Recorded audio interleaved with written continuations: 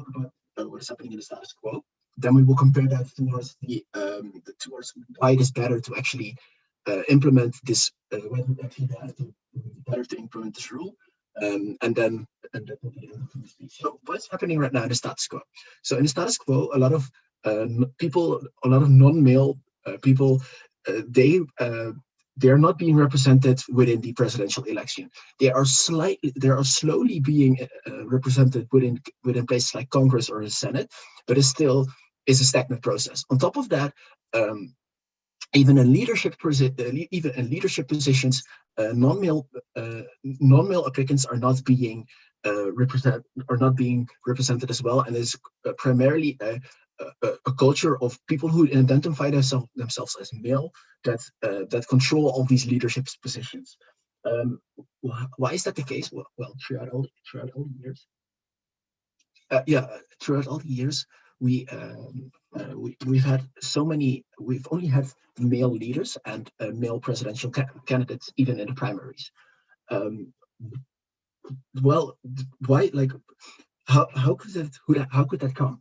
Well, a lot of laws actually were set in place, and eventually a lot of people, and eventually, like when the first non-male people were allowed to become president, they didn't actually run because they didn't have that many examples to look upon to, or and still don't have in the nowadays times. With not we, and as soon as like and when then comes like the graduation to my next point is actually how does that translate to today's time? So today's time, we have indeed we have some non-male primary candidates. However, these are in so low numbers that the chances of them actually being chosen is not even being considered because the United States is not being used to seeing a lot of non-male people into leadership positions. So with these quotas, we will actually encourage a lot of people um, to run into the primary to run a lot of non-male people to become a to become a uh, a presidential candidate, because right now, because as soon as the quotas would be equally distributed, these people actually have a bigger chance. Why do they have a bigger chance? First of all, um, because now people can actually see them. They will not be overshadowed by the amount of male candidates, but they will be equal. And as soon as they will be equal and their voice is being heard, people will actually start considering them. And this is a very logical thing. It is way more it is way more easy to do something when you have the idea like, hey, I this is actually possible because a lot of other people are already doing it. Then when you see when so to say when for example 80 males are running and only 8 non-males are running, then when I would like when you're a non-male, when when you're somebody that doesn't identify themselves as a male, they will probably be less prone to actually try and do it. How would this eventually, uh, and why would this not happen in uh, our like in the status quo, but only with this, yeah, with these set quotas? In the status quo, like I explained, there's not a lot of like encouragement and and help from like society as a whole. There's still a lot of people are even a little bit skeptic, are even a little bit skeptic about the idea that there are not a lot of like that there are more genders than the binary genders that we've been learned to in the past days. And this is like a great way to actually get rid of that stigma, and actually help a lot of people that don't consider that don't look into the idea of the uh, non-binary aspect as well. And it will also help to diversify um, the entirety of the United States, where a lot of leadership positions and even like presidential uh, primary positions are being um, uh, are being taken in by male candidates. And as soon as we would encourage people to to enter more uh, uh, how do I say this?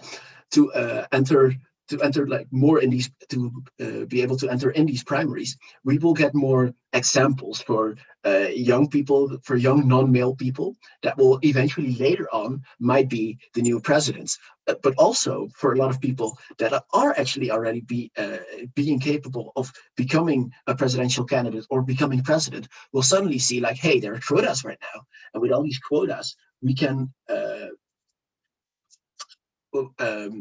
I can become a president more easily. Probably the opposite bench will probably come. Yeah, yeah. Probably like they will eventually become a that will lead to a world where people are actually being more, first of all, more represented. This will also lead to a world where people feel more encouraged to actually step up into like the presidential race. That will lead to a world where with more like where diversity will be more accepted towards towards their gender and their identity, and all those things will lead to a less polarized America. And why is that the case? Because you feel you will see that there's not that much difference anymore between a lot of people. How much time do I have left, by the way? You're actually at 7:13, so you're almost done. I.e., you have like 2 seconds of grace period left. Okay. Then, but that I would like to end my speech. Thank you. We thank the speaker very much for their fine speech. Whenever LO is ready, we welcome them to open a case for side opposition. Hear, hear.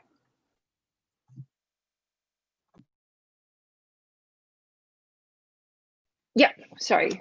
Give me a second. Yep, so just setting on the timer. All right. Beginning my speech in 3, 2, 1. Panel, today we see a massive problem where indeed we do not have enough of minority groups such as women, such as non-LGBTQ members within political positions. Indeed, there is insufficient representation. We have insufficient, these diverse leaders, and thus we do not see diversity of the United States being represented on the political stage. And perhaps that is because people like these are not given the opportunity to engage in political discourse and become part of the political movement. And that said, implementing a quota in primaries is not going to solve this problem. First of all, to characterize the problem in terms of extent and in terms of how it needs to be solved. OG has come out and painted a very serious picture where, we don't have people to look up to. Oh, there's no diversity at all. This is simply not true. There is definitely inequality. And as OO, we entirely agree that the inequality needs to be resolved. But the status quo is not as bad as what government bench paints. We do indeed now increasingly see female leaders. We also increasingly see LGBTQ members running for different leadership positions within society. Indeed, we are seeing gradual institutional change. And what we need to note is that where this characterization exists is implementing quotas is going to have the reverse effect, because rather than actually achieving institutional change, this will lead to the conflict of quality versus quantity in people's perception, where you see greater quantity of people, but not actually greater quality. Why is that? So first of all, I'm going to launch into some rebuttal against the points coming out of OG. So OG has said that, we're going to see a bigger chance of change. People are not going to be overshadowed anymore because there's going to be equality, because there's going to be equality in representation. Now, just that said, just because there is a larger quantity of representation does not mean that there's automatically going to be greater consideration of non-male candidates. Why? Quantity is not the only thing that people perceive when we are looking at political candidates. There are other things, such as quality sometimes. Oftentimes, very importantly, especially in the current state of the United States, we see personal prejudices. OG is assuming that personal prejudices is going to be automatically resolved through quotas due to the lack of mechanization. This is simply not true. You cannot solve things like sexism. You cannot solve things like discrimination towards LGBT groups by putting them out there. Why? Because they're already out there. It's simply that people reject their voices, despite the availability of a diverse platform, because the larger majority doesn't recognize his voice as legitimate. Now, that said, what do we have to prove to win today on opposition bench? We need to prove that, first of all, implementing quotas is not going to work. I will give you 2 points on why that's not going to work. And second of all, more importantly, in addition to not working, implementing quotas has a negative effect on female and LGBTQ representation and the political power that these groups can wield. Now, my first argument is that implementing quotas results in reverse discrimination on 2 levels. First of all, they think that people are going to think that women and LGBTQ members actually don't have any ability. And instead, they're just there because of the quota. And that takes reverse steps. Now, first of all, I would like to prove this by characterizing the average voter. What is the average voter today? Honestly, let's be real. They're not oftentimes that educated. They focus not on very much on the policies, but on the individual. That is the nature of political elections today. And what do you see now? Okay, I see, as in the average voter, I see a bunch of female candidates or a bunch of LGBTQ candidates who spring out of nowhere as a result of this quota, a much larger quantity than before. And without examining the quality of their policies, all you think is, why are there so many of them? Does that perhaps decrease their legitimacy because they're simply there because of the quota? Now, what more important is the characterization of the conservative voter that we see in the US. We see that it's, what are thoughts going in their head when they see a bunch of women LGBTQ when they're already personally prejudiced against these groups? They see, first of all, women LGBTQ members, that's absurd. And they're there because of quota as opposed to merit, absolutely ridiculous. Then what do? They absolutely reject these candidates as possibilities for election because this policy is simply too radical for them. What are the impacts coming out of this? 4 impacts. First of all, the effects are against the feminist movement. People think that women, as well as LGBT members, are there purely because of the quota. Second of all, a very practical impact. Women are further excluded from political power because they are not voted in, right? People think they're not capable and they're further excluded from what is already a very patriarchal social structure. And there's a rejection of female power when it is most necessary. Third of all, we take a step back in terms of political change because these women actually cannot affect any political change or at all. And fourth of all, where these views existed, because women are already rejected in the primaries, or women and LGBT members are already rejected in the primaries because of these views, they can't even reach the next level of elections at all. And so there's no institutional change created for these minorities. Second of all, a big problem is competition amongst minority groups in terms of women as well as non-LGBT, as well as LGBTQ members in general, leading to a conflict for the majority in the minority groups in order to get those spaces and quotas. Why do I say that? Where there is a specific set of quotas and where there is a large group of minorities, people are going to compete for them. And in that case, it is wrong to assume that minority groups are all the same and they share the same goals and priorities between these groups. And what is going to result in is conflict between these groups for those spaces. What does that lead to? First of all, leads to the largest majority group, oftentimes the feminist movement, getting those spots as opposed to other minorities that actually need support, such as LGBTQ community. And that leads to greater silencing of those minorities who are already silenced on the political stage, especially where they're currently now viewed as delegitimized, particularly because of the quota. And because people think they already have the opportunity because of the quota, they think that they don't need any more help. And thus, even less support is given to these people. Now, third point is in terms of organic change. What is the status quo and why is that better than implementing the quota? Feminist movements are rejected. Sorry, no time. Feminist movements as well as LGBT movements are already here and will work better than quotas because, first of all, they encourage the view that all of these minorities are capable of doing things. We see grassroots change in social perception. You see people, on the ground doing things and fighting for themselves instead of relying on a social system that is largely patriarchal. Second of all, these minority group movements do more than just create an opening for opportunity. They create opportunity by creating educational and community-based supports. The impacts is that we see, first of all, gradual change that is less likely to lead to social rejection that we pointed out with quotas. Second of all, we see actual visible change that is going to actually lead to institutional change, such as we see in the status quo, where we have currently our first female vice president, Kamala Harris. And for all of these reasons, it is clear that OO has clearly won this debate. There is no reason why the implementing quotas would actually achieve the effects that OG has pointed out. Also, it would lead to negative effects in terms of social perception and taking a step back in terms of the values of these minority movements. And third of all, it would lead to further silencing of minority movements, especially where they are especially minorities, even within minorities groups themselves. And fourth of all, status quo is sufficient. For all these reasons, proud to oppose. Thank you. We thank the speaker for their fine speech. Just to clarify, all speeches are 7 minutes long and have 15 seconds of grace period. Okay, DPM, whenever you're ready, we welcome you to close off the case for OG. Hear, hear.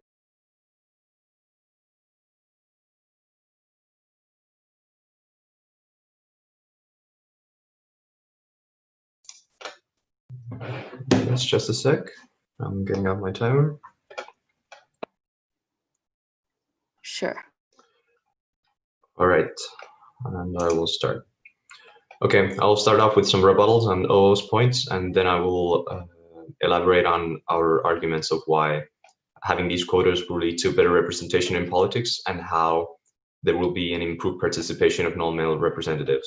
So first off, OO mentioned that there's already is a gradual institutional change. Yes, definitely. After the last election in 2018, let's say, both in the Senate and in the House, there were non-males included than ever before. That is correct, but yet these proportions are still negligible when compared to most countries in the world. So both in advanced democracies and developing world. Why is that the case in US? The US is wasting a precious resource in the dramatic underrepresentation of non-males in leadership positions, often resulting in the exclusion of talents and skills of these non-males in political life.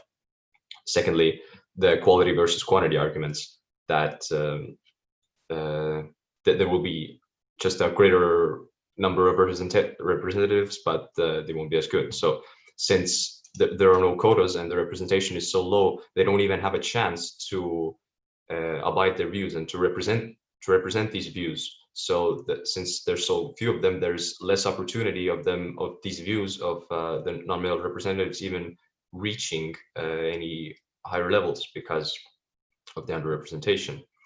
And thirdly, also that they claim that these views cannot even reach because they're voted out during the elections because of conservative voters and so on.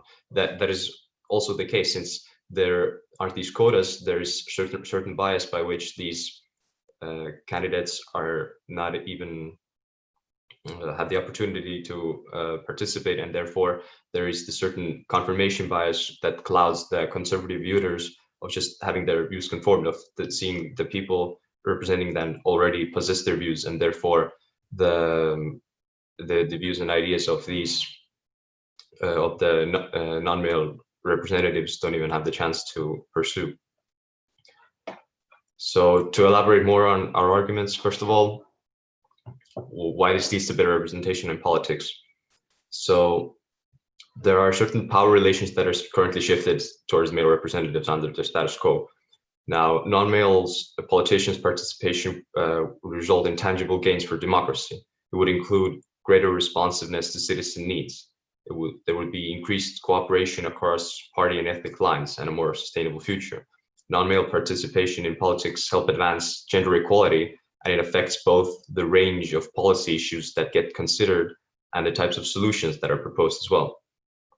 So depending on whether these representatives are younger or older, whether they're uneducated or not, whether they come from rural or urban areas, they have very different life experiences that lead to different priorities and needs, which means that there will be a better and greater representation of different views from people of different backgrounds and different places of origin and so on.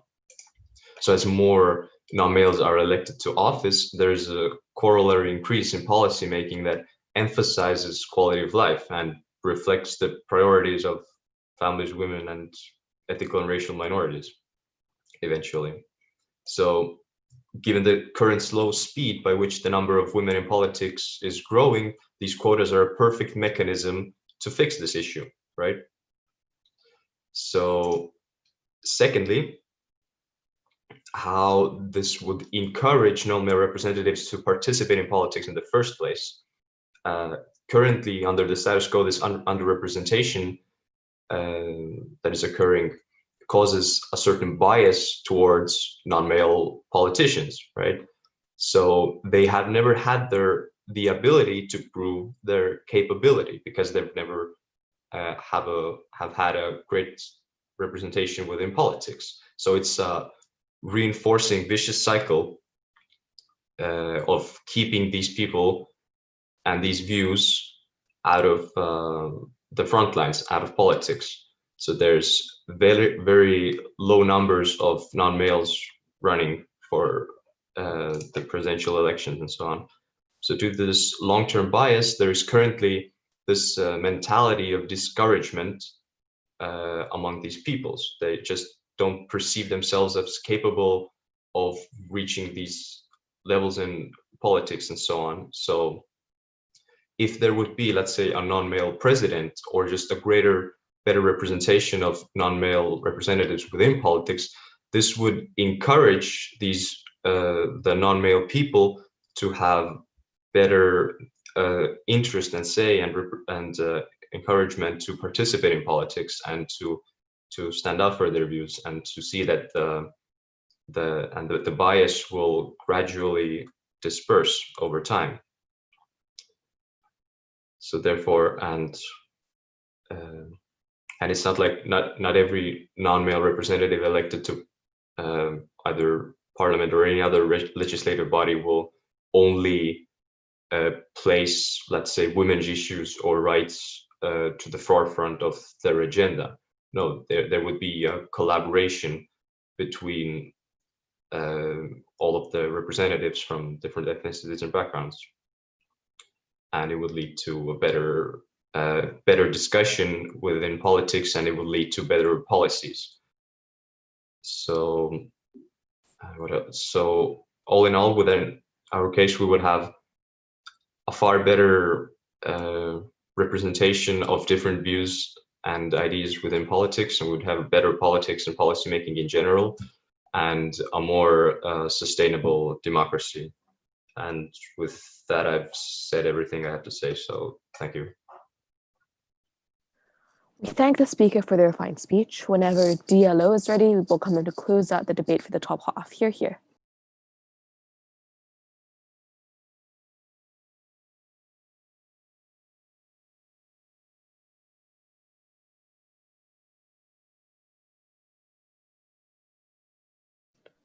DLO? Yeah, may I know if I can start? Yeah, Hello, may I whenever know you're if I can start? Okay, thank you. Panel, I think it's extremely interesting that proposition in OG comes out, tells you that there's gonna be significantly improvement in policy making. There's gonna be significant improvement in the subsequent number of minority presidential candidates, when they just told you that they're likely to get all these changes because they have a larger quantity. We would tell you that this is contrary to what we believe on side opposition. We believe that that is the quality that matters. So 3 things I'm going to do in my speech. Firstly, I'm going to tell you about how their point about encouraging presidential campaigns, more people to join these campaigns, are unlikely to work. Secondly, I'm going to tell you how this does not change current policy making in the front line. Thirdly, I'm going to continue my substantiation from Karen about how it leads to fracturing within minority groups. But firstly, onto the idea about why it's not likely to encourage further minorities or non-male candidates to join these political campaigns. 3 things that OG came up to tell you today. Firstly, they told you that it's going to equal the level playing field for these minority candidates' voices to be heard. 3 responses. Firstly, Karen already told you 5 minutes in her speech about how this is going to lead to reverse discrimination, right? There's this implicit perception that once you have affirmative action by setting quotas, it labels these non-male candidates as vulnerable and capable. That is why you need specific quotas and affirmative actions for them to be able to join these elections in the first place. We think this toxic narrative is extremely detrimental to these people having the idea of an equal playing field, because you already tell the public, you already tell other people that these people are inherently inferior to male candidates. That is why we need these affirmative action. We see that this implicit idea of inequality persists in the entire OG case, or they never responded to Karen's idea of reverse discrimination. But secondly, let's talk about the idea of within parties. Know that within parties, there's also an inequality between male candidates and female candidates in primary stages of elections. Why? Because male candidates are seen as fighting out for their own ways, where they're seen as victimized by these quotas, because now that they have less of an opportunity to equally compete for existing places to run as a party candidate, because some of the quota is allocated to these non-male candidates, right? We see that there's likely to be discrimination and antagonization within parties. That is why there's not gonna be an equal playing field within parties themselves, where parties are often reluctant to allocate or have genuine support for these non-male candidates in the first place. That is why it's not going to be an equal playing field. But thirdly, even if all these rebuttals don't stand, we think that it's unequal in the last place, where if you're put into a secondary stage, even if female candidates come on genuinely by their own capability, they're now denounced to be relying on these quotas. We see that this is a kind of inequality where you label people according to their gender identity, that they're incapable just because they're not male, and just because there's going to be this affirmative action. That is why we believe the entire OG case perpetuates the idea of inequality. But secondly, OG then told you, no, thank you. OG then told you the idea that it's going to make they're going to create a role model to encourage subsequent minority participation. Note that the entire stance that OO takes is that we believe the quality of candidates instead of the quantity gives this idea of a role model. So Karen gave you the entire idea about reverse discrimination, about how reverse discrimination comes in two ways. Firstly, it denounces non-male candidates as incapable of being able to run for presidential campaigns by their own without the quota. Secondly, it's going to be against like voters' perception, where voters think and discriminate all these people that no matter how capable they are, no matter how good their substantiation and manifesto are, they're going to be denounced by voters that they are unqualified in the first place, but they got here just because of the quota. There's three impacts for these reverse discrimination. Firstly, it means that people are unlikely to vote for these candidates in the first place, even if these candidates get through primary stages, go to the second stages, and compete for president when there's only two candidates left, right?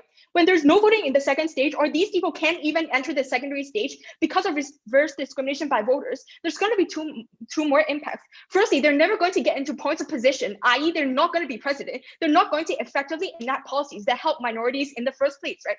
But secondly, not getting to secondary stages or not being able to be a competitive candidate at the end of the day means that you get less chance to have media exposure, less chance to have debates, and less chance to have your policy discussed by the public on the street. This means that your political family and your political character is less likely to be reflected in the public. That is why you're unlikely to succeed as a political character as a whole. But secondly, we see that the second impact would be like people are not going to vote for them, but will vote for their opponents, even if these people get into the secondary and final stage of presidential elections, right? Again, this means that they're highly unlikely to get position. But secondly, and more crucially, they're unlikely to get their party support in the first place as a candidate from their party. In primary stages, parties are likely to prioritize the other male candidates because they think that, hey, these non-male candidates are likely to be denounced from the public. And if I want my party to have a collective interest to have any of my candidates selected in the final stage, that means that I'm going to focus all my resources on the other male candidate as well. This means that within parties, you're going to get less resources, less exposure as a political candidate. That means that you are unable to fight for the minority causes that you stand out in the first place, right? But thirdly, I think what OG told, but thirdly, let's tell you about the mechanism about like how we have like quality on our side of the house. But before that, any POIs from closing government? No, so let's continue. Why our mechanism of quality works and how it does. So we acknowledge that although there's likely to be less amount of candidates on our side of the house compared to quotas, we say that there's still going to be a minimal amount of like these like non-male candidates to come in the first place. For example, Hillary Clinton, right? Note that even if there's only one and a minimal amount, it's enough to have an encouraging effect because that one person already at the final stage of the presidential election campaign tells people that females and other non-male candidates are able to join the elections. The public are able to vote for them when Hillary Clinton also won the majority vote, right? We see that this already proves as a signature to like other minority female, non-binary, non-male candidates that they're actually able to run for election in the first place, right? But lastly, let's talk about the idea like they think that they're going to lower the benchmark for people to join. Note that this only encourages unqualified candidates who are unable to join without the quota, and this just lowers the benchmark, further legitimizes stigmatization against standard. So very quickly onto my substantiation about fact raising within minorities. Note that this happens on two levels. Firstly, there's going to be a competing for media coverage where individuals representing non-male candidates are likely to focus on their differences. For example, the feminist cause, transgender cause, and other individual causes. This causes competing for media coverage, which further suppresses the voices for the underrepresented minority groups. And dominating majority groups are only likely to get the media coverage, and this is going to lead to fracturing of the result. Because we told you that we are likely to have an encouraging effect, because we have a higher quality of candidates, that's what I'm extremely proud to oppose. We thank the speaker for their fine speech. I stopped flowing at 7:15. Whenever MG is ready, we welcome them to open the bottom half debate. Here. Okay, let me just set my timer. Sure. Okay, so 3, 2, 1. So what we have to understand in this debate is, of course, elections have enormous power to shape our political understanding of the political system. And the current political system is very flawed. So not only does it not see females as competent to be in the positions of power, but also it had created this view of politics that is being inherently manly. So only the features of a man is okay in the politics, and this is what we're trying to fight, and this is what I'm going to talk about in my speech. How the quotas are the only way to fight this stereotype of manly view of the politics. So okay, so right now we know that females just simply don't believe that they are that they will be chosen by the system. They don't believe that they have what it takes because of those stereotypes, because of those narratives that we have right now.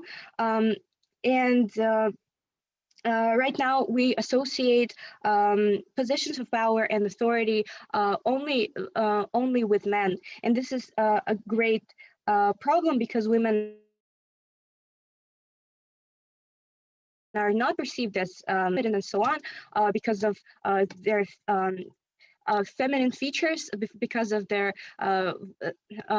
voices and so on. So out of 64 presidents in the United States, 0 were females. Out of all of the diplomats, 90% of their spouses are females. This gives, and even if a woman makes it in the political realm, like AOC, and basically I can't think of another example because there's so little of them, and even if she does that, she's still going to perceive this as angry women, as a grumpy women, that is not good for the country. Or the other way that she can be perceived is too soft, too emotional, and so on. So right now, what we do by giving them quotas in the elections, in the primary elections, we lay the foundation for more female vision of politics. So there will be normalization of seeing women in the positions of power if we do that right now. So because right now politics is, as I said, is an only men's game, and today, even if women have some marginal chance of getting into politics, they still have to fit in this framework that was created by men. So she has to be very aggressive, she has to be very strong, and so on. But but this is not what an average woman is like, and we have to promote the opportunities of average women. So if so, there are three cases of the three cases that this could affect. Three impacts of this possible outcomes of this policy is, first, if they no, actually two. If they lose the primaries or if they win the primaries. Of course, now if we compare with the opening table, with the opening government, they give us a very great analysis of what will be the outcomes, the benefits of them winning, the better policies, and so on. But we understand, we give you reasons to believe that even if that woman doesn't necessarily win, this is still going to have a huge and very important impact. But most importantly, we understand that this is more likely because just because we give women quotas doesn't mean that they will necessarily win the elections. And this is very important in this debate, because the actual probability of them winning is very low at the beginning of this. But since more and more women will join the political discourse and will have the ability to do so, the situation will change. The situation will change in many ways. Firstly, so their member within their political parties, the members will recognize them as an actual competition, which gives them basically gives them the recognition, gives them the appreciation, and this gives them the motivation to go forward. But secondly, they will compete among women's in those parties. They will compete with other other men in those parties, and there will be overall more competition. We will see more efforts as the OO talks about quality. We will see a higher quality of their participation in politics. We will see more efforts from them and the more motivation to win, and for other female to follow their examples and to promote their views in politics. Yeah, but let's look at the OO, what they said. So basically they talk about a lot about quality. Yeah, I don't have enough time. Okay, that's it for my speech. Very proud to propose.